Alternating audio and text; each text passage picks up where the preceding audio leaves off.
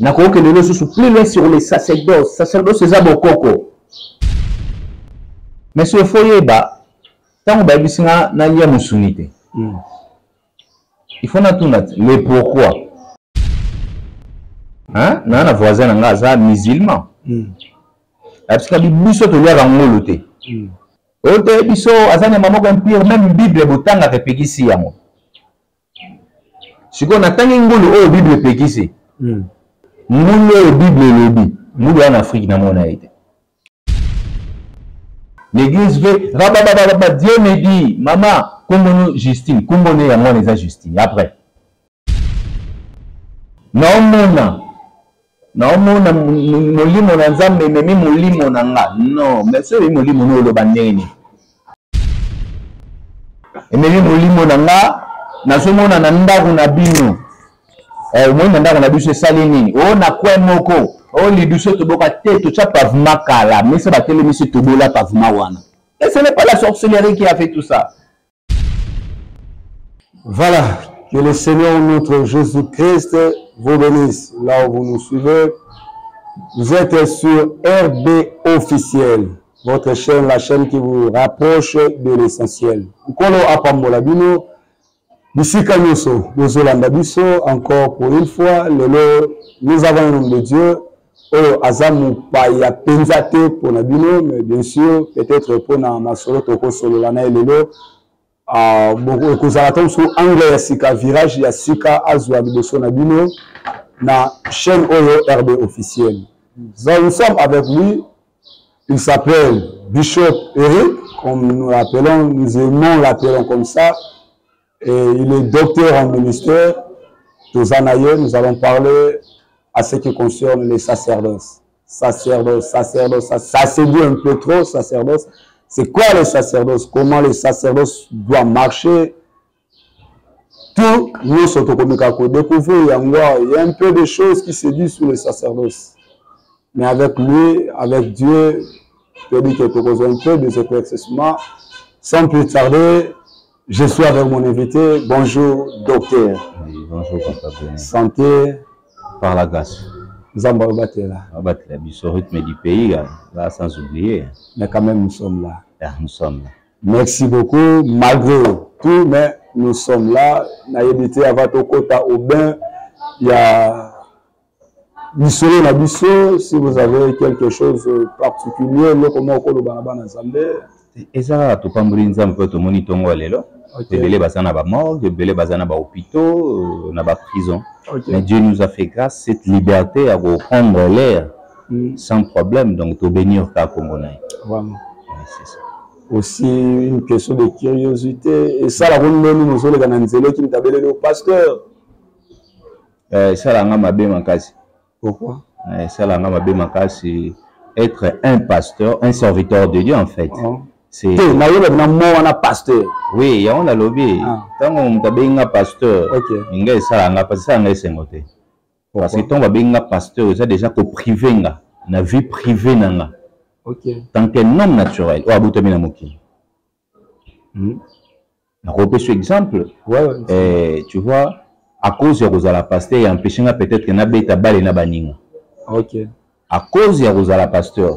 Et empêcher peut-être qu'on a solo la donc banalité quoi on aurait que ça là mais si on avait pasteur tu n'as pas décidé puis ma solo match si on avait pasteur tu n'as pas gagner la moto si on avait pasteur tu n'as pas taper kilote nanga vous comprenez natamboli partout mais le sur mon la kilote ah na yo pe pasteur donc ce n'est pas facile. Non, ce n'est pas facile, c'est ça. Merci. Ce n'est pas facile, vous avez un peu compris. Maintenant, Tosokota, sur notre grand sujet, sur le sacerdoce.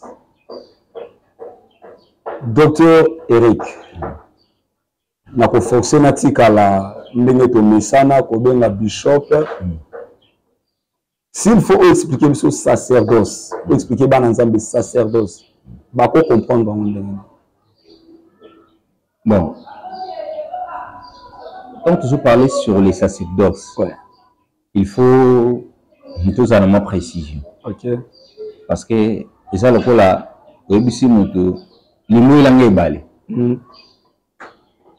hein? Mais il balé na kombo na océan ils balé fleuve ils balé mer ils balé sacerdoce aussi azana ba partie na azana ba branche na OK tant que ba sacerdoce on a biso la chrétien ouais on binga le quoi footballeur te mo binga le roi Moussa Nzambe donc sacerdoce quelque part ce sont des rituels spirituels qui s'engagent dans l'œuvre de Dieu.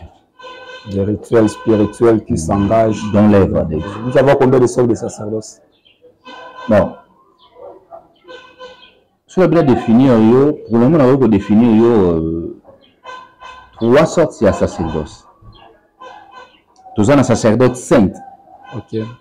Tous un sacerdoce impie. OK. Et tous un sacerdoce royal. Sacerdoce saint, sacerdoce impie, sacerdoce royal. Comment est-ce que c'est différencié? Quand on a le sacerdoce saint, ça veut dire sacerdoce qui est dans l'église, sur la divinité sainte de Nzambe. Ou bah Nzambe, bah sacrificateur, hein, ou je j'attends à pratiquer. Le même sacerdoce obligé toujours pratiquer on la Nzambe, bangangape. Hein, bangangape. La terme diabolique, bah pratiquer un sacerdoce. Vous comprenez? Il y a un sacerdoce qui est réservé dans le couronnement et à la là aussi, c'est un sacerdoce. OK. Donc, on a vu à l'époque, c'était du roi. Voilà. En fait, c'est ça. Et, Nakati un temple maintenant. Oui. Comment sacerdoce il faut établir? Quelque chose qui est tellement pertinent, mais tellement, c'est un peu aussi bouleversant. Pourquoi je dis cela? Les autres aussi, la sacerdoce l'église. Comment ça? Nous ne pratiquons pas la sacerdoce.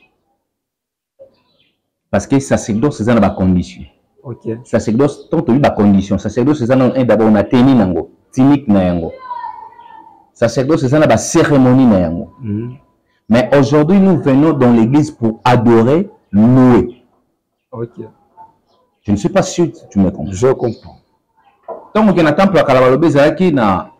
il y avait un fou où il va brûler. Okay. Sacrifice. Mais aujourd'hui, tu brûles le sacrifice. Mais l'autre peut s'offrande. À l'époque aussi, l'offrande existait. Voilà. Mais il y avait des sacrifices. Il y avait la répartition du temple, la répartition du sacerdoce. Il y avait des objets sacrés qui étaient réservés pour le sacerdoce. Okay. Un tel avec au Simba, ou un tel avec au Simba. Aujourd'hui, nous ne le voyons pas dans l'église. Donc, pourrais-je pas dire que toujours pratiquer sacerdoce? À quel moment pratique Wana et côté qui en Israël? Il y a temple. En fait, il y a eu un moment où pratique Wana Israël était. Le temple, ça va repartir en 3 parties. Souverain sacrificateur. Au moment où le souverain sacrificateur va quitter pour nous présenter l'Holocauste, le sacrifice, par exemple. Ça se faisait comment? Ah, là, il faut comprendre bien l'histoire. Okay. Cela veut dire que sacerdoce et bandit n'a peuple israélite. Voilà. Ils ont des descendants à Jacob. Voilà. Avant les descendants de Jacob, il n'existait pas des Israélites. Ok. Là, il faut que tu comprends. Jacob n'est pas israélite. Les descendants n'ayéné, pas israélite. Nzamba kouteni na Abraham. Apesi ba promesse. Abraham aboti Isaac. Isaac n'a tourné pas aboti Jacob na Esau. Jacob maintenant, compte tenu de ma promesse, puis avec ça la descendre. Ça serait ce que banda tant au peuple au bazaki na captivité en Égypte tant au babini. C'est par Moïse que la sacerdoce a commencé pour l'Israël. Nzamba apesi Moïse ni retourner au temple ni s'engager. C'est là que tout a commencé. Na 3 sortes de sacerdoce aussi qu'on énuméré. Jésus-Christ Lazare s'est retrouvé dans la sacerdoce. Mais Jésus-Christ c'est la base. Il a tout à lui. Okay. Il a tout à lui. Peut-être qu'on a bouleversé Batouté, mais il a joué aussi le rôle d'un sacrificateur. Voilà. Dans les temples. Voilà. Les jours il a lu le livre d'Ésaïe. Quand il y a temple pour nous les à la sacrificateur. Mais ces jours-là, c'est Christ qui l'a lu Ésaïe 61. L'Esprit de Dieu m'a oint et il a dit, cette parole s'est accomplie aujourd'hui. Mais le même Jésus aussi a incarné Ministère prophétique, il a incarné tout. Il a incarné tout. Asa, il mange à sacerdoce. Sacerdoce, lorsque Moïse ou Nzambe a pris sa responsabilité dans chaque peuple, oui. Il y a Israël, c'est les deux tribus, quoi. Sacerdoce, c'est là qui est réservé pour le Lévi. En regardant la généalogie de Jésus-Christ, Azo s'est retrouvé dans le cas de Lévi. Comment ça s'est fait? À qui nous a la prêtre? Non, mais il que Azalaki prêtre, il a incarné tout. Bon, en fait, sacerdoce est réservé pour le Lévi. Lui qui n'était pas l'un, Lévi. Comment il a eu cette dose-là? Il a pour servir dans le temple. Or, il a dit tâche, il a dit de confier dans la ligne où il a dit de la quitter. À quoi on a une question, Isabelle. Quand nous parlons de Jésus-Christ, c'est Jésus-Christ qui a établi les sacerdoces. C'est lui le maître des sacerdoces. Il faut être prudent en ces sujets. Il faut être prudent. Et lorsque aussi la sacerdoce a commencé, on n'a pas attribué la sacerdoce chez les Lévis. Quand on a fait Moïse initiative, il y a temple, nous avons 12 tribus. 12 tribus ont été. Ils étaient dans le désert. Ouais. Ce que ça m'a arrangé les Lévis. À l'époque là. Et Moïse était qui?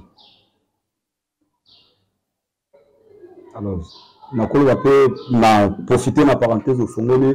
Est-ce que la prêtrise des arts héréditaire ou c'est Dieu qui choisit comme il veut? Mais tu m'as donné la réponse. Qui a choisi Aaron, c'est Dieu. Qui a choisi Moïse, c'est Dieu. On voyait que on a été sur une logique où on a que les autres aussi les sous-sacerdoces parce qu'on voit du père au fils et après. Non, du père au fils, ce n'est pas péché. Okay. Mais ce n'est pas tout le monde qui a obligé à servir au Nabananaï. Voilà. Hein? Voilà. Ce n'est pas tout le monde. Dieu a choisi Aaron et ses enfants. Okay.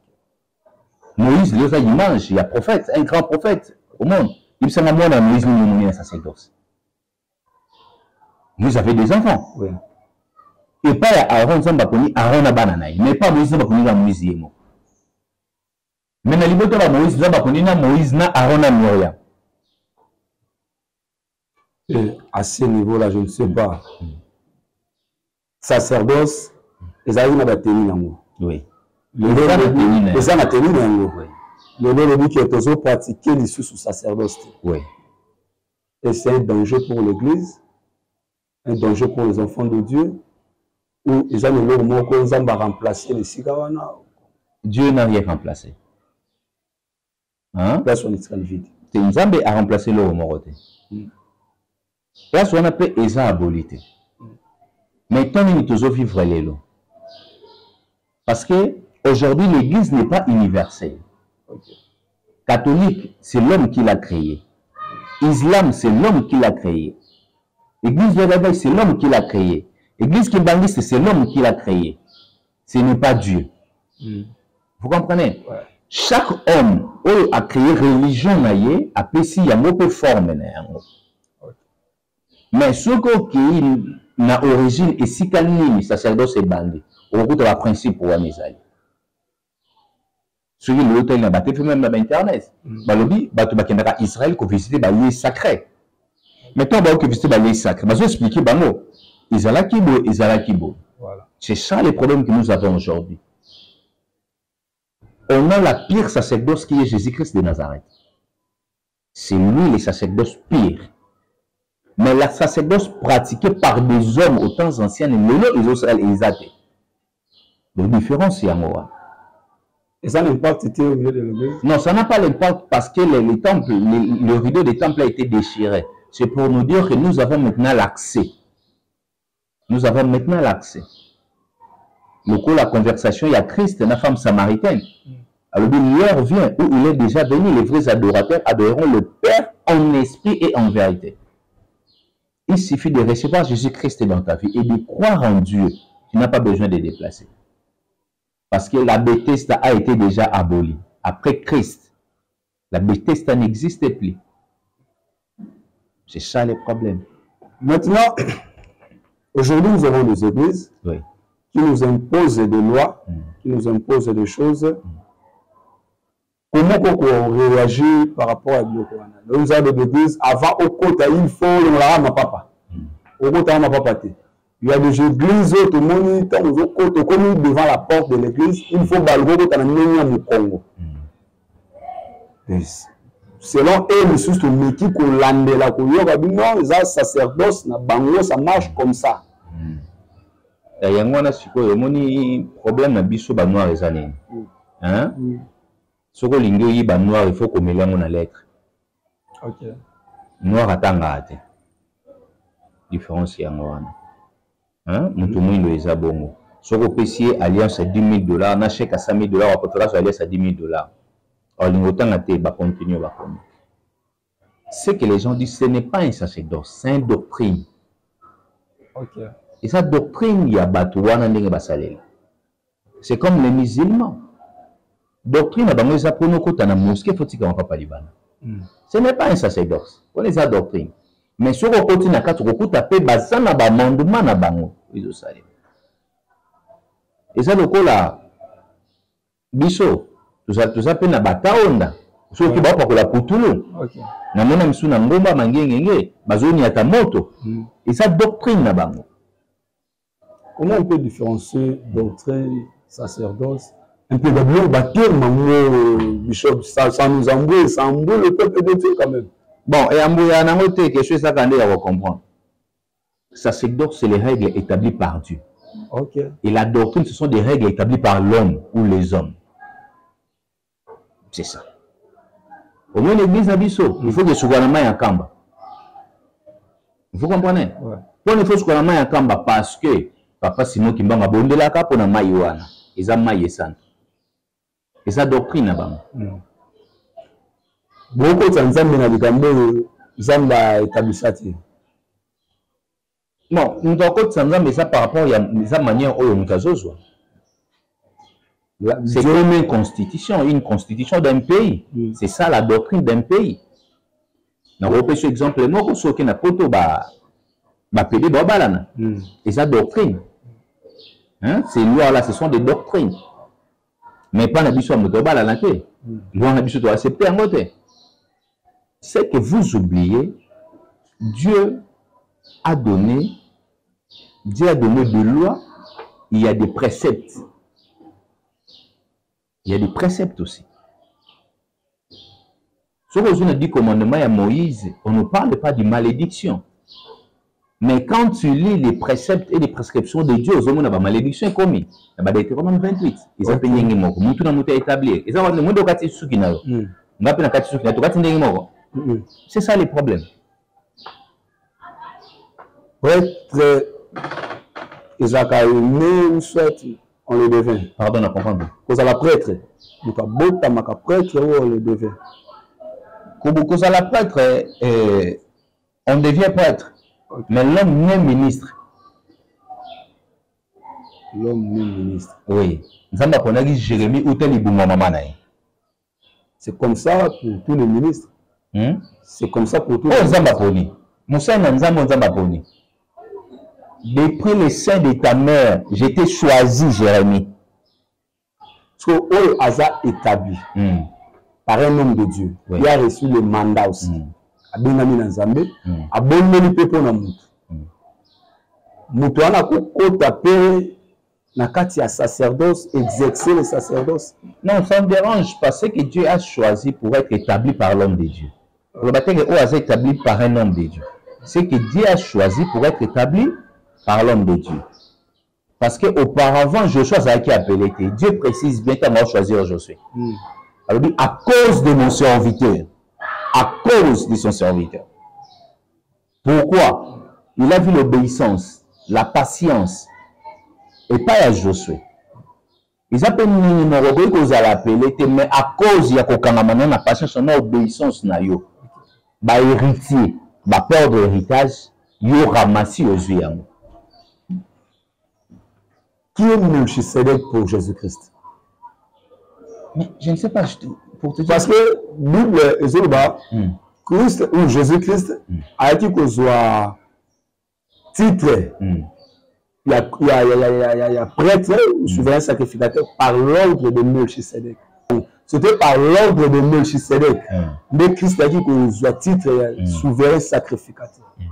Qui est Melchisedec ou Jésus-Christ?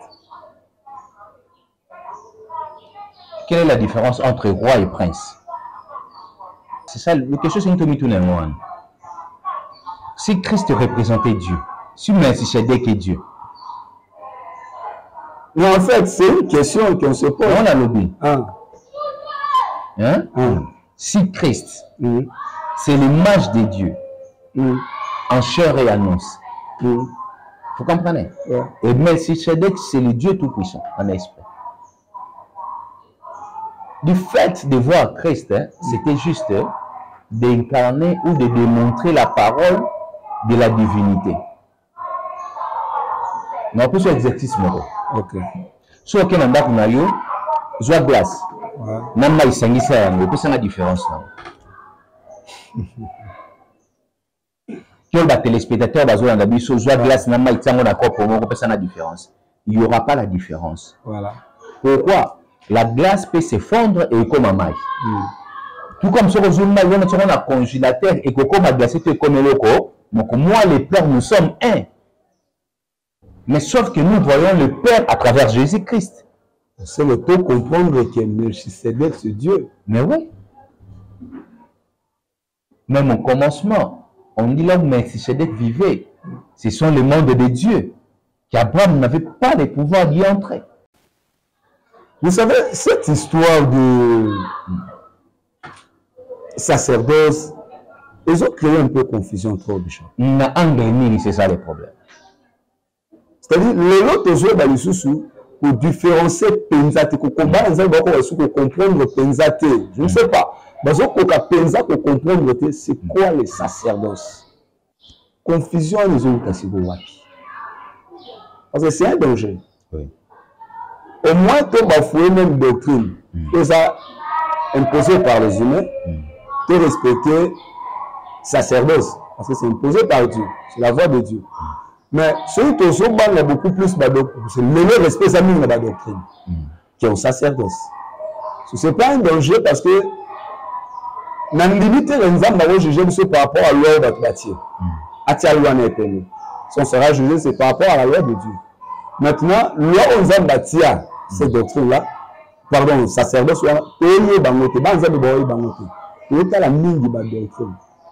la faute, n'a pas chrétien. La faute que Zoya n'a enseignant. Tout le monde va enseigner, besoin d'informer, il a besoin de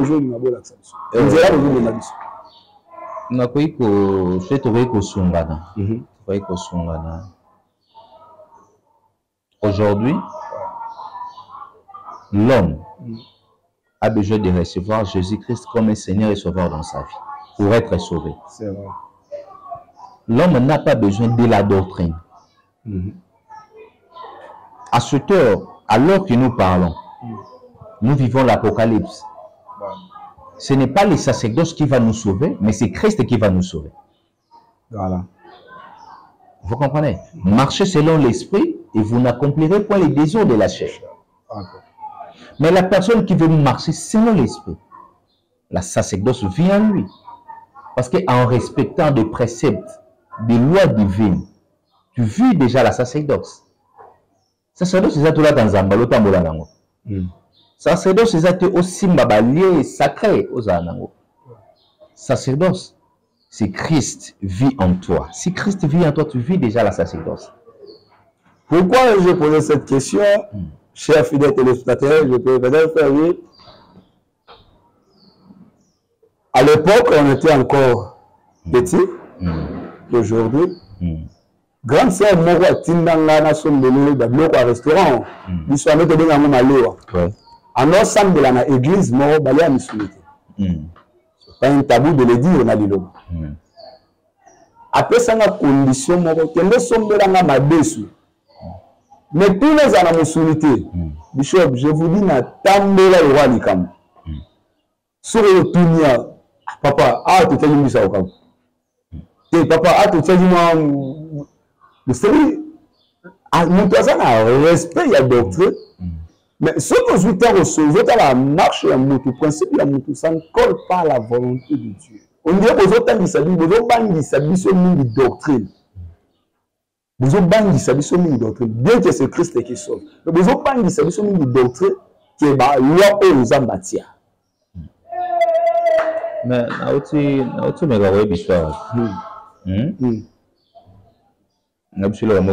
très simple.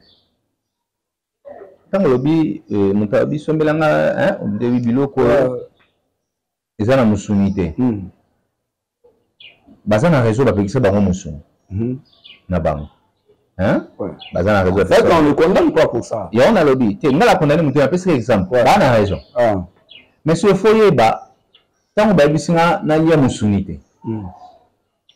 Il faut tout mettre. Le pourquoi. Hein? Nana voisin n'a musulman. Parce que biso to lia ngolote. Na tout nié le pourquoi. Lia ngolote. Pour ngana yebi ngolote. Ote biso azana mamoko empire même Bible botanga repekisi yango. Siko na tangi ngolo o Bible pekisi. Hein? C'est Lévitique, hein? Lévitique 7:11 comme ça si je me trompe pas. Moulé Bible lobby. Moulé en Afrique na mona été. Oh. Déjà problème la race yangoul. Mais bah préciser bien l'époque avec le corps fondu. Et c'est biso yangoul na biso zalana bazalani. Et bah préciser bah le bien moulou wana au Bible sur le ba Lévitique 7:11 si je m'abuse pas entre 7:11 ou 6:11 ce qui ndeko ni banda kuna bazu ba web service. Bah détail moulou wana. L'époque avec un corps fondu.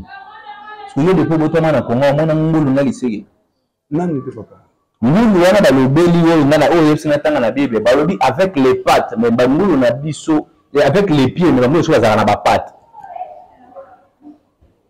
Tout cela, cela veut dire si tu n'es pas capable à interpréter les Écritures, keba okosala l'erreur rebelle. OK. Na ko choqué, est-ce que les pas na biso ba congolais, ce que le français là vous intelligent? Ah ouais, généralement. Généralement. Ce que les chinois chinois c'est pas ça moins intelligent. Regarde leurs inventions. Vous comprenez? Ouais. Nous avons un problème de l'interprétation des Écritures. Makambo totanga, tolo bangote. On ne donnerait pas raison, il y a bateau balwa que mindele baela biso nzambe yango tozana maîtrise ya makambangote des choses comme ça. Nous peut ça raison sur biso na Lévitique 11:7 sur tanya ngo mona bazo préciser ngulu wana. Si vous ngulu wana batangi na Lévitique 11:7 qui est leba. Ngulu wana biso na Afrique toujours. Ce qui to lobi que balondengo lobi ba la biso nzambe. Mais yango na biso na problème est ça pour nous. Tout en la Bible, pas comme il faut. Non, la Bible pas comme il faut. Mais si il y a la bison Zambé, Yesu va qui s'appelle refuge en Afrique. C'est en Afrique. Mais Yesu va qui s'appelle. Parce que moi, je bon Yesu, bon Zambé, balak ça va mon Zambé. Bon, une histoire vraie. Basana ndako biska bomba maki. Donc baso de la sur les ligues éthiopiens. Ou à côté na Nathanaël, les ligues éthiopiens. Éthiopiens en Europe, en Afrique. Même en Afrique. On ne nous a pas présenté Dieu. On ne nous a pas présenté Dieu. Mais nous-mêmes on s'est embrouillés. OK. L'imbisangoza congolais, j'espère autant dans la classe. Balobi c'est la personne qui a découvert l'embouchure du fleuve Congo. Diego Kao. Mais pose-toi la question, Diego Kao, on est computé, batouté.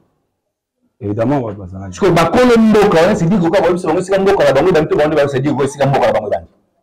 Non, on a le plan, on a bien, on a aussi la toilette, ça. C'est compliqué. Tout le monde a la toilette, il y avait des bantous qui étaient là.